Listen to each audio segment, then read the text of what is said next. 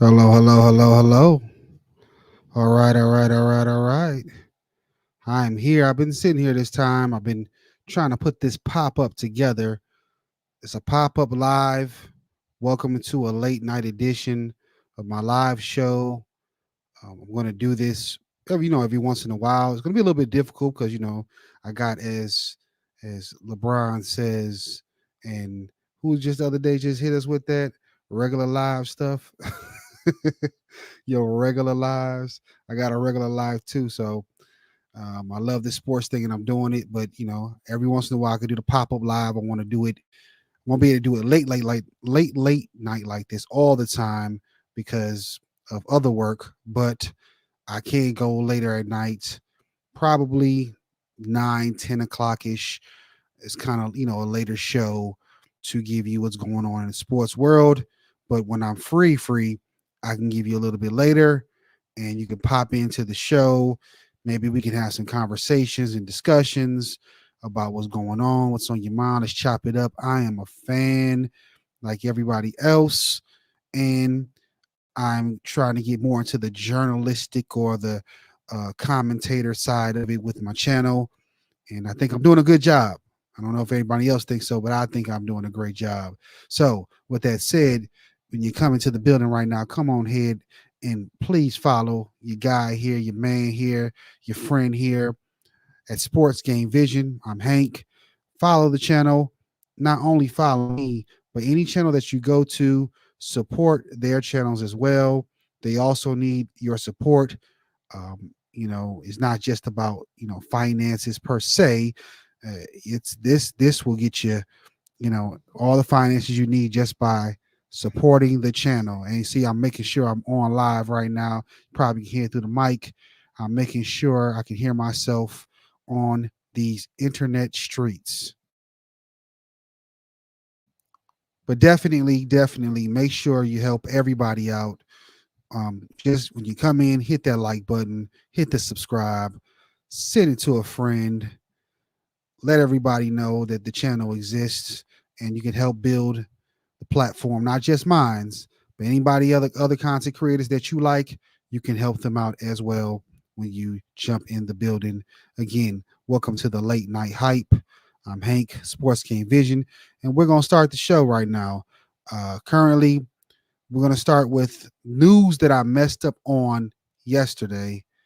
Um, your guy Lonzo Ball. Sorry, I did it again. I always say his brother. We're gonna talk about Lamelo Ball and the Puma deal that went bad from the Big Baller Brand co-founder Alan Foster. Well, the thing is, Alan allegedly stole money from the Big Baller Brand. He was part of the company. He helped design shoes for Lonzo, LaMelo, LiAngelo, and their dad. And somehow he siphoned out $2.5 million allegedly from the company. But ever since then, there's been a beef with the family. He's even put LaMelo's mom in a lawsuit currently, which is crazy. So, well, he's suing LaMelo now. He's got this big contract with Puma. I saw the commercial. I kind of want to get a pair myself. I might get one, get back on this basketball court, and just shoot up the court like I can, like I'm Steph Curry or something, or even LaMelo who can shoot it from distance. But $200 million in damages for a shoe he said he helped develop and design, and even the name says his patent, the MB1. And it seems like a lot of cap to me.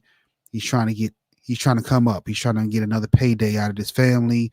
I think you've done enough, man. If you blew $2.5 million, even in this economy, something's wrong with you. And I'm sure you've probably scammed or allegedly other money from other people, before as well. So you probably got a little stash. If you're blowing it, then you crazy. So I know Puma has got big pockets. LaMelo is growing his pockets. He's got big ones now himself. Of course, it's going to grow larger. But yeah, they're going to take this guy to town and block as much as they can. And if they do have to settle, I hope it's for like $200,000 or something like that, not 200 million. But either way, that's crazy. and he's in the news again for something else. Hold on. Lamelo is in the news again with the NBA with his tattoo. You know, I give praise to my guy, Allen Iverson, who helped usher in these generation of guys that can just wear tattoos any way they like them. He was the guy. And of course, other gentlemen that we'll talk about in a minute helped that culture as well. So, all you young gentlemen, all you college players, shout out to Allen Iverson, the cornrows, wearing clothes you want to wear. But either way, LaMelo has to cover up his tattoo, otherwise he's going to be fined by the NBA every game. It's something crazy like $50,000 a game to cover up the LF, which is La France, which is his nickname for LaMelo, and it's also the name of his clothing company. That's why they're saying they're making him cover it up. And the NBA has a rule, so it is breaking a rule if you wear that. What they're saying is if it's something egregious. So if it was something really small, nobody can see it, the NBA is not going to be upset because it's not going to mess up their advertising dollars or anything like that. But if it's really visible, really big, then they want you to cover it. But because this is his nickname, sorry, his not his nickname, it is his middle name. They're trying to work around that with the league. But as of right now, with the league, the NBA, and the Players Association, they're just going to have him cover it up currently until they can come to a resolution. And I know I keep bringing up his brother's name, Lonzo, but in this, a few years ago, he had the Big Baller brand tattoo on him, and the league made him cover it up. But he did have a small one. That's another reason I bring that story up, because they didn't make him cover up that one. It was the big one, the very noticeable one that they made him cover up because they don't want that advertising on the floor that's going to take away from the league's advertising. So, with that said, guys, we're going to move on to the topics of the night, which is the NBA games. There was a lot of them. The first one I'm going to mention right now is we're going to put some respect on this team's name, man. Minnesota Timberwolves, for the last several years, have always been doubted on, talked about. They can't win. They're never going to be number one. You know, Karl Anthony Towns and the several other players that were on the team before him were always saying, we're going to be the ones. We're going to be the ones. Now they are literally the ones. They're the number one seed in the West right now. I know it's early in the season, but it's something. The regular season does have meaning, and it's something to be applauded. They're 10-3 right now on top of the division. They're above Denver, OKC, which is a shock. They're not a shock necessarily, but they are high up the number 3 seed, and they're a game or half a game away from the first place as well.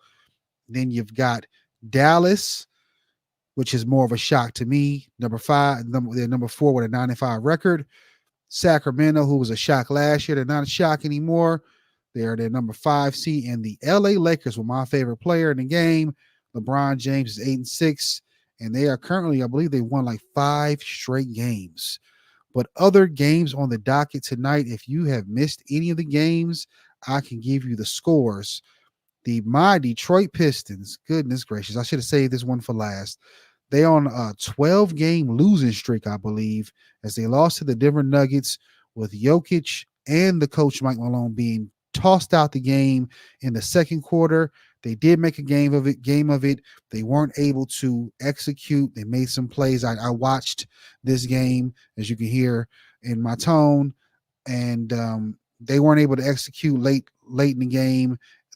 Our former Pistons, Reggie Jackson and KCP, tore us up defensively and hit some late buckets. As a matter of fact, Reggie Jackson hit one of the game-winning shots and hit some free throws. So he felt like he was playing back up in the Palace again, and he's back in Detroit. But they pulled the win out on the Pistons, and the Knicks take an L today against the Timberwolves, the team we have on the graph right now.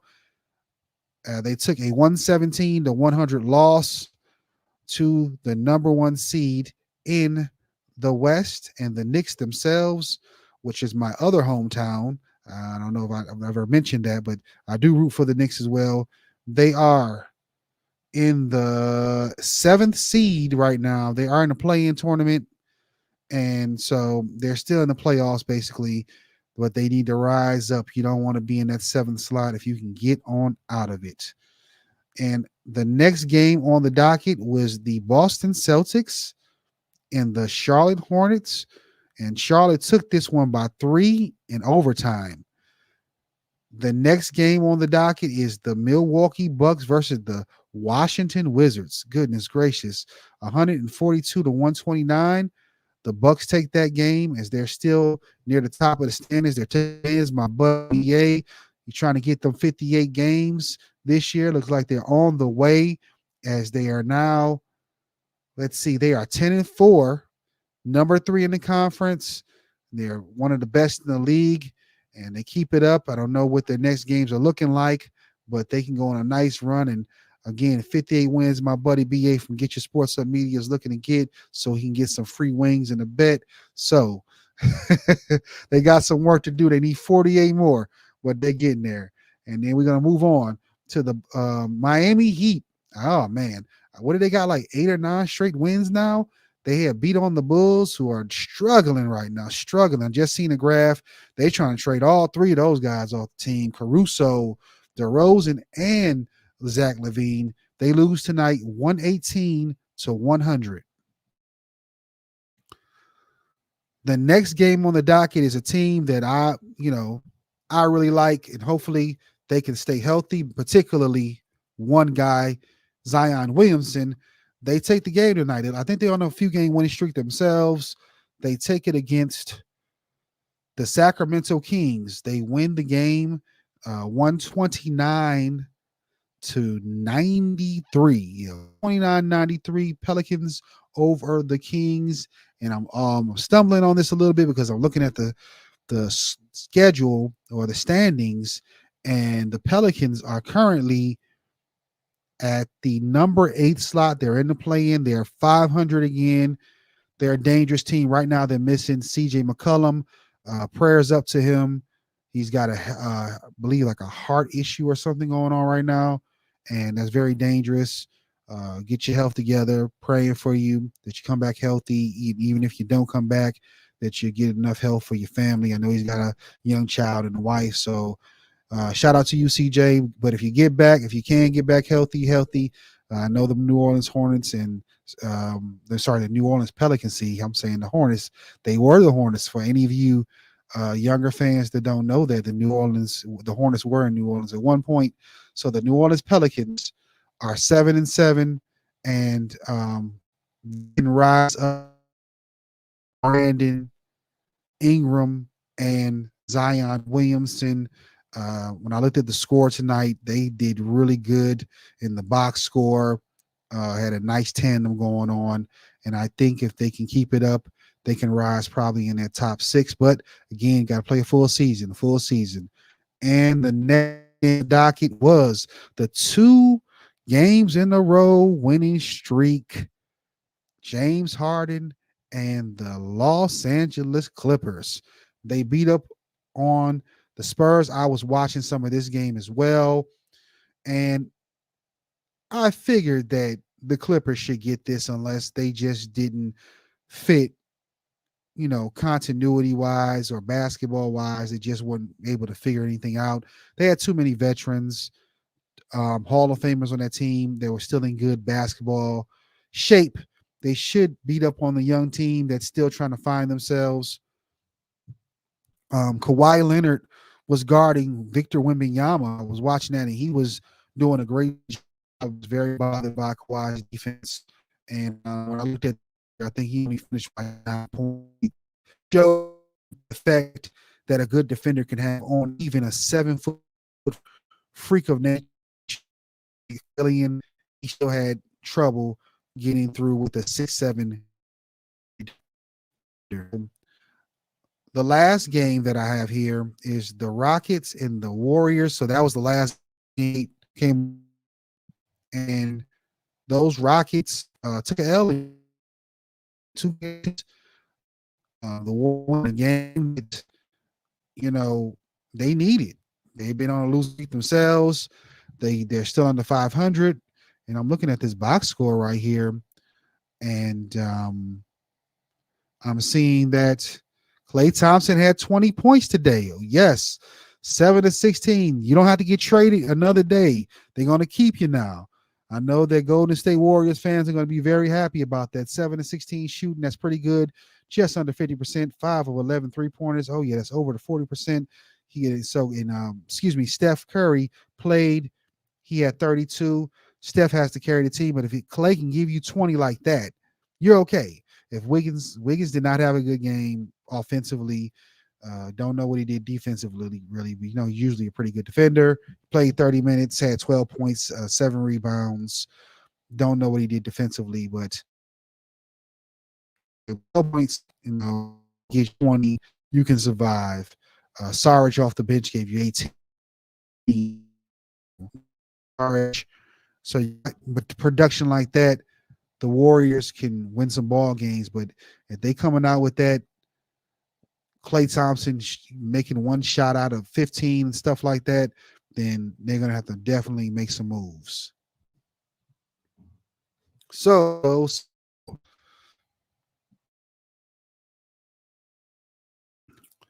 Sports Game Vision, again, resetting here.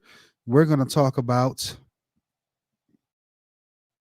a little WWE. I haven't talked about my WWE in a minute. I watched a little bit of that tonight. And hold on.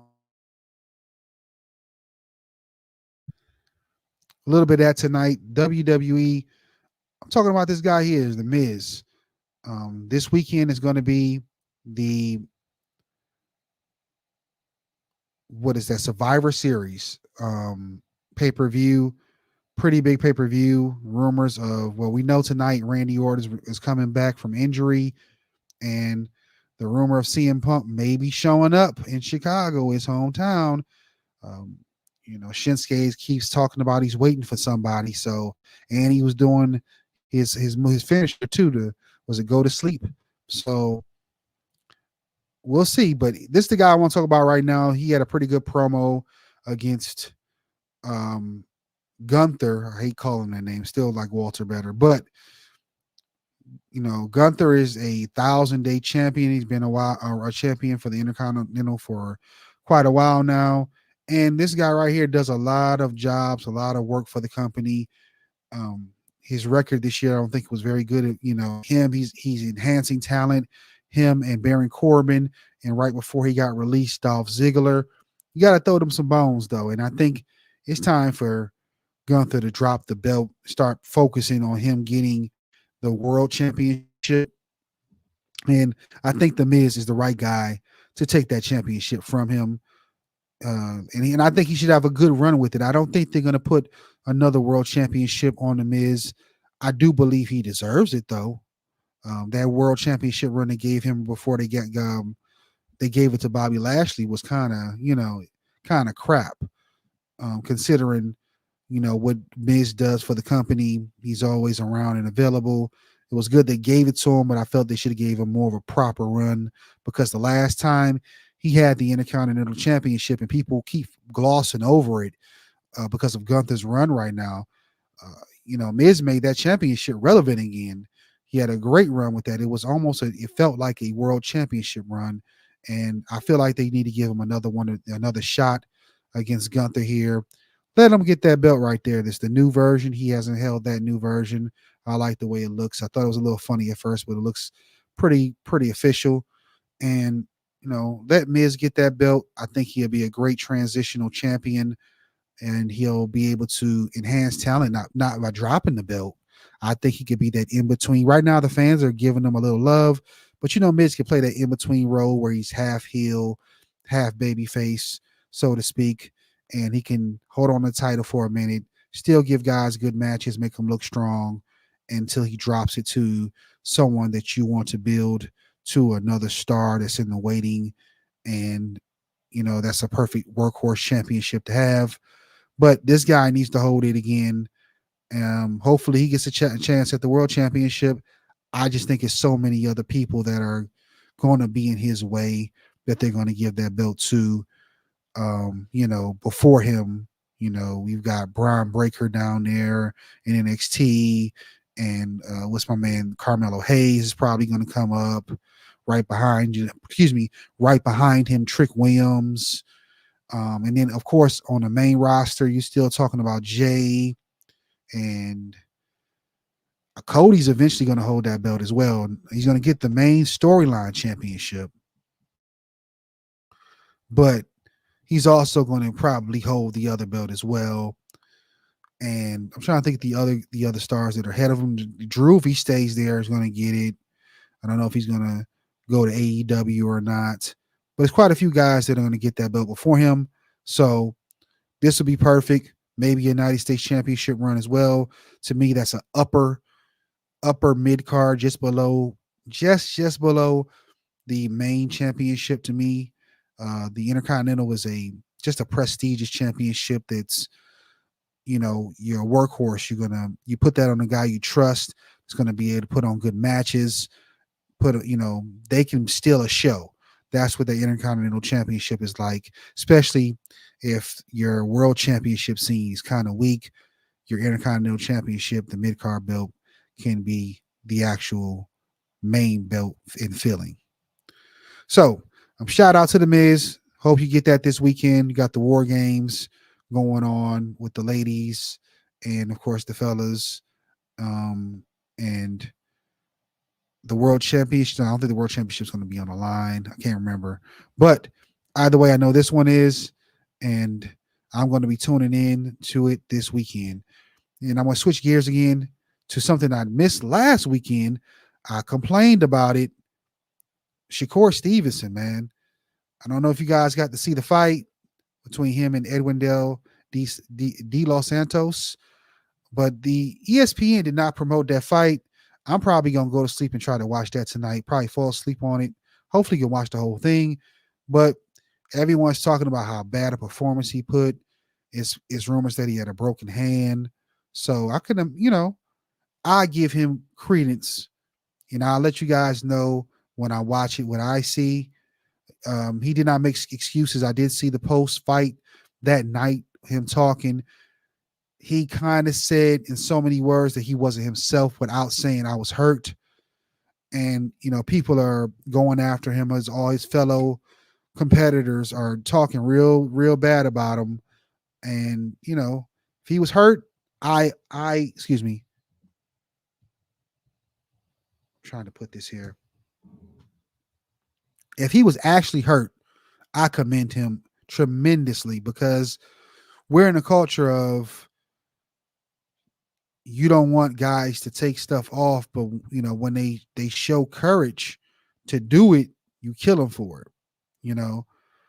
It's a weird dynamic. It's a weird dynamic. If he would have canceled the fight, y'all have killed him.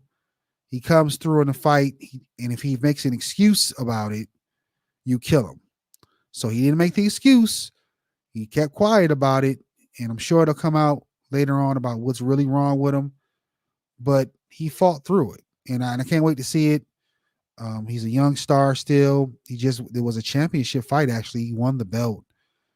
And, the guy spoke in Spanish and said he was running and talking trash. He didn't want to fight him. So, he comes from the school of Bud Crawford is kind of his mentor. So I know he can fight. I've seen him in other fights. So, again, he probably was hurt. And I commend him for fighting through it. You're going to have to, I'm sure there's going to be matches where you're going to have to fight hurt. You'll probably break your hand in late rounds, and you have to just fight through it. You can't, you can give up, but it wouldn't be probably beneficial, especially big money fights and championship fights, which this was a championship fight. May not have been the biggest money fight, but it was a championship fight. But in the comment section, if you guys watched it, definitely let me know what you thought of the fight, what you think of Shakur Stevenson. And of course, the topic before here, when I was talking about the Miz, if you watch a little bit of the WWE, let me know what you think about that with Survivor Series coming up. All right, guys, we're going to switch this late night hype up. And we're going to jump into a quick video. We talked about the Boston Celtics. Well, actually, let's play this one. This one's a pretty lengthy one. We're going to bring up, because my sound was bad yesterday, we're going to bring this up, the Malice, the anniversary of the Malice at the Palace. And Jermaine O'Neal is going to talk about it here. Rap. That's all people talking about. Right. They don't know everything else. This went on for like 10 years, bro. Like, I had a felony, the same charge you'll get for shooting or stabbing somebody. To me, beyond even those things, it allowed people to take shots at a culture, right? Take shots at our league, and still not be able to have a conversation, a real educated conversation about what actually really happened. How has that night impacted your career after that? Well, I know, but tell them. You know, I know firsthand. I get reinstated, I still make the All-Star team. Right? I'm voted in as a starter. Me and my wife get to Houston, bro, it ain't a picture for me to be found. No, they know what you like that, too. With me. The thing that bothered me the most is when people of quote-unquote substance that are talking about Jack, me, Ron, the NBA, players, braids, tattoos, music. Culture. That was a big thing for me, bruh.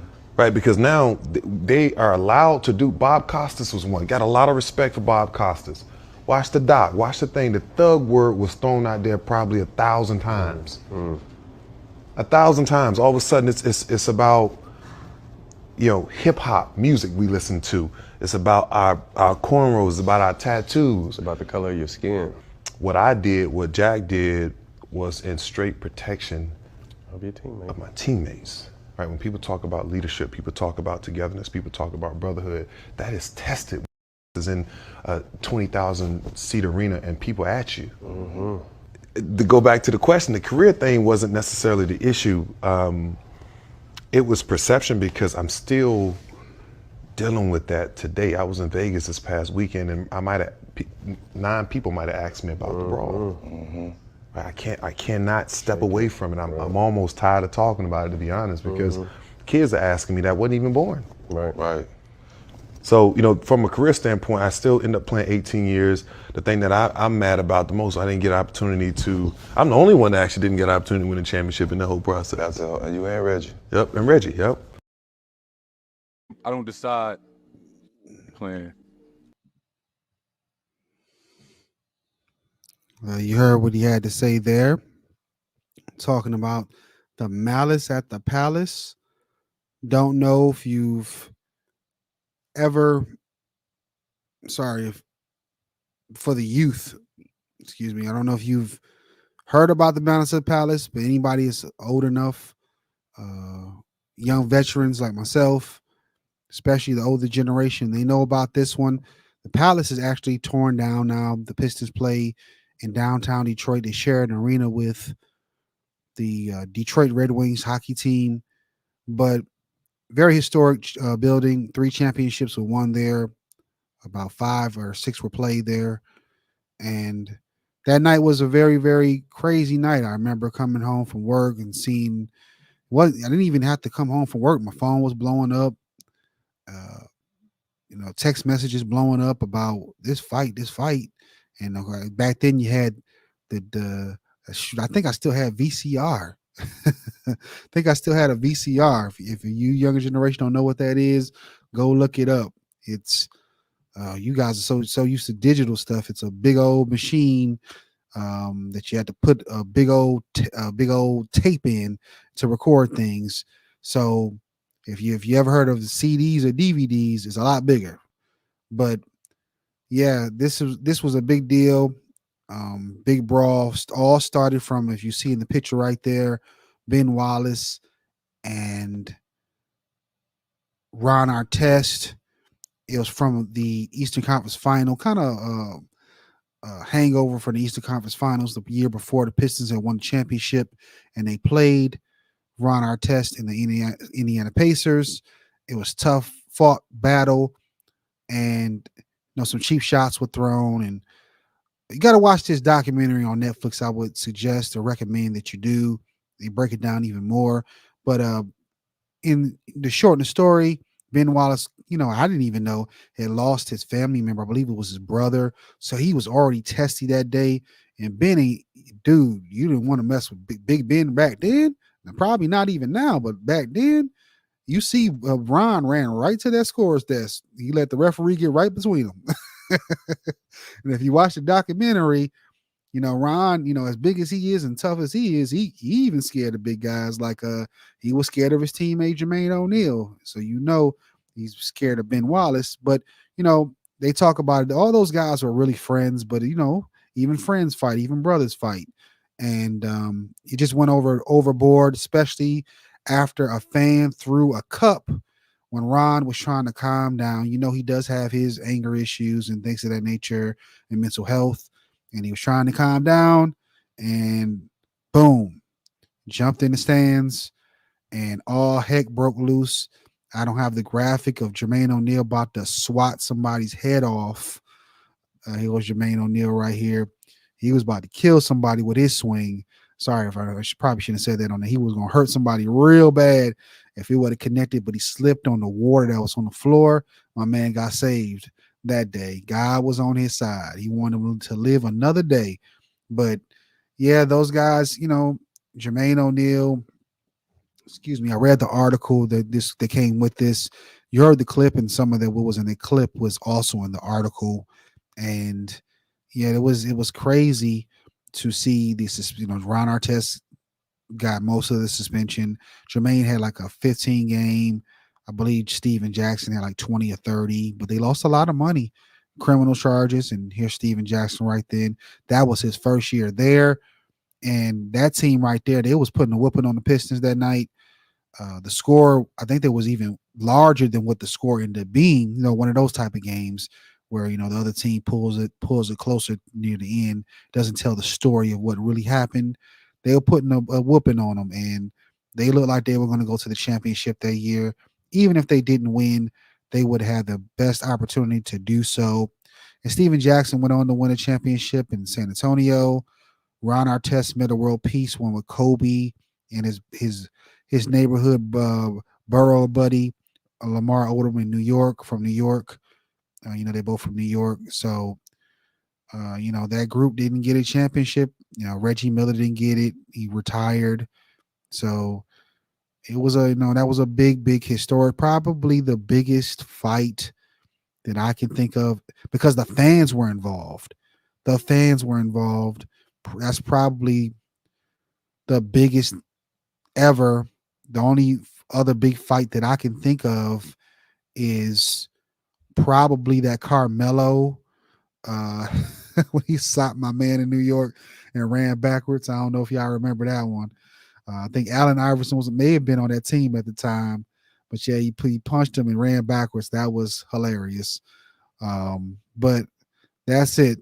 As far as the big, big, big fights, no, I don't think it gets any bigger than this because fans are involved, and that could have went really left. They were throwing seats and stuff, and this is not in the city of Detroit. We always said that. People, if you don't know, it's like, I don't know how to explain it, but it's definitely like 40 minutes to an hour away from the city, depending on how you drive and stuff. But yeah, it's not in the city of Detroit. If this was in the city at that time, oh my goodness. Whew, that would have been a very, very terrible. It would have been terrible for them in Indianapolis players. They really, Ron Artest especially. Yep. So, luckily, it was up in the Palace. It was in the Palace, and that was the best place for it to be. And the security, I'm sure, is a lot better, especially after that. What is it? They already had in the 9/11, so security got tight. This happened, and we've had other stuff that happened that made security tighter since then. So this shouldn't happen again, but you always got to be mindful of the trauma and drama that might happen. And look at that picture right there. That's Mike Brown. I just, if you've seen some of them clips from, he had an interview with Steven Jackson and Matt Barnes on All the Smoke.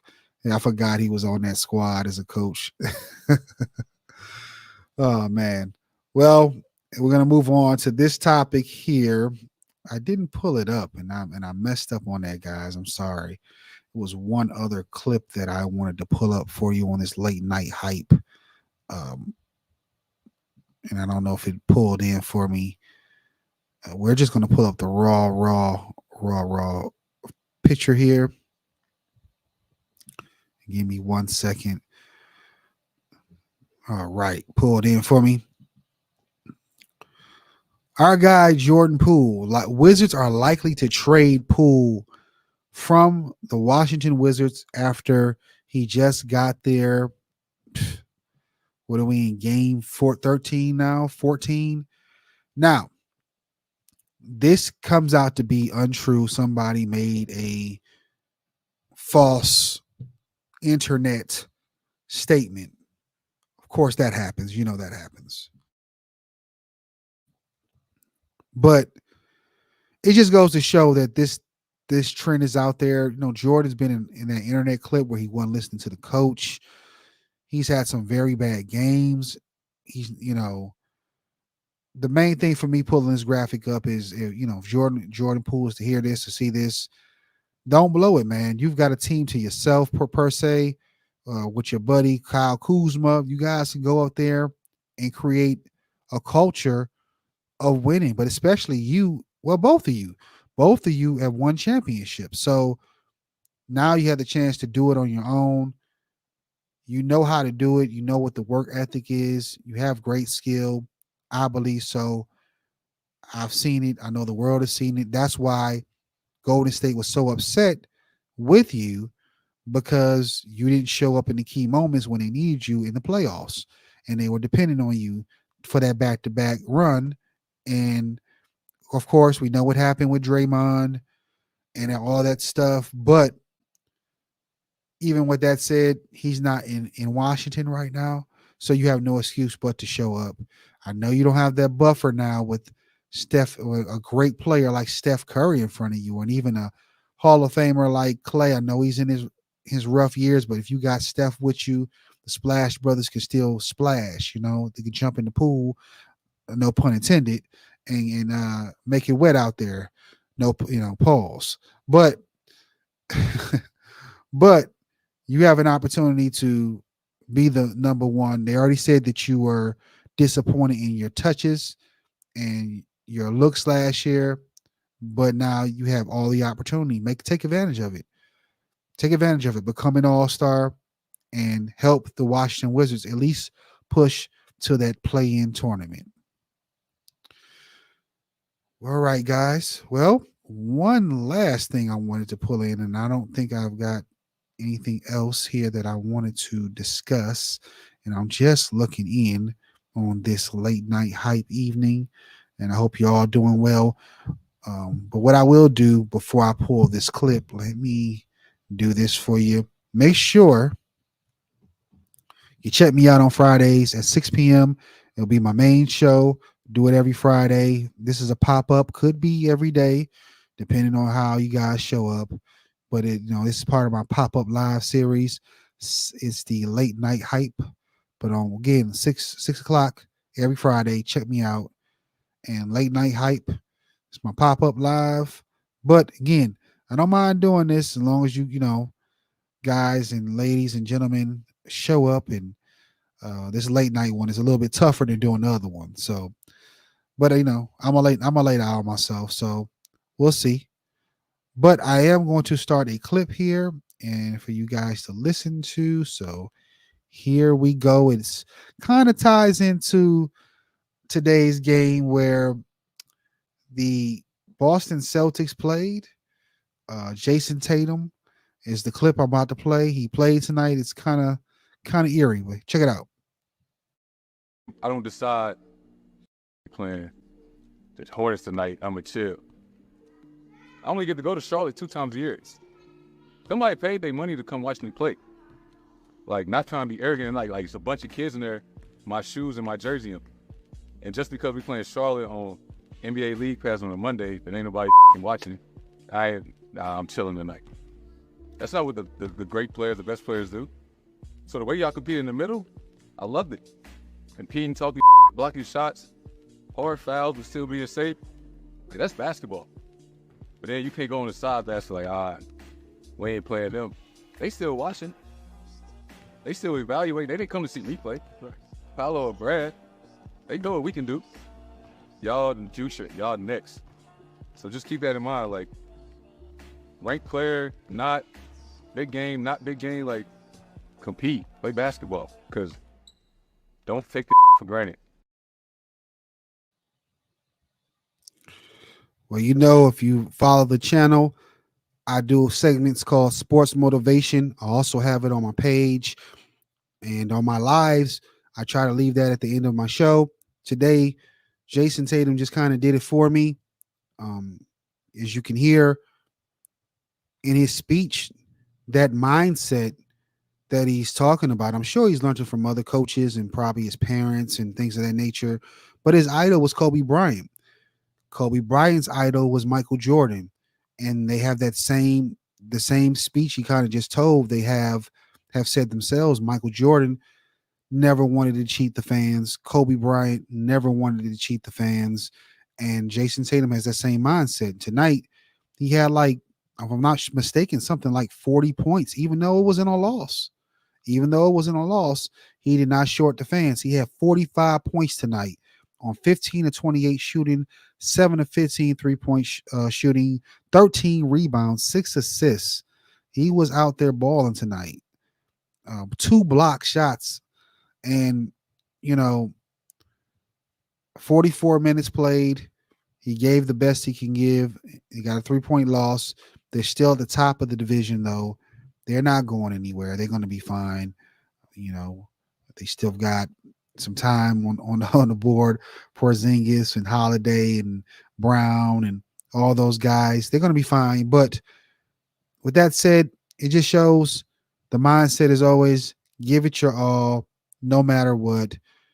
In the morning, the middle of the day, the evening, do your best in any field, in a sports field, especially because we're talking about sports, but in life, so all of us have our lives to live, whether you're in the sports field or not. So, do what you got to do to give it your all. But with that being said, I am about to sign off here. The Late Night Hype Sports Game Vision. Again, please follow the channel. Please like the content. Subscribe. That's a big thing too. Hit the notification. So if I do a pop-up live, you'll get it. You're like, oh, he's going on tonight. What is he doing? The pop-up is popping, right? What's popping is popping. And of course, I'm all over the socials. You can hit me on the email. Let me know stuff that you like, you don't like, you want to see more of, you want to get on the show, talk a little sports with me, whatever you want to do. Let's write some articles. No matter what, just let me know. Share the content, follow, comment, like, share, subscribe, and support the channel. And of course, I got my live coming this Friday at 6 p.m. This is the show that I'm doing every single week. You can book it, count it in the bank. And, the pop-up live is pop-up until we lock it in, and I'll take the pop-up off. But this is for sure. Come and lock in with me. Might move it up an hour or so because the game started at 7, but as of right now, it's 6 o'clock. And that's it, guys. Thank you for tuning in. For all the people that will listen later, support the channel again. This is the Pop-Up Live Late Night Hype with Sports Game Vision. I'm Hank. And as my motto says, sports game, you know the vision. Peace.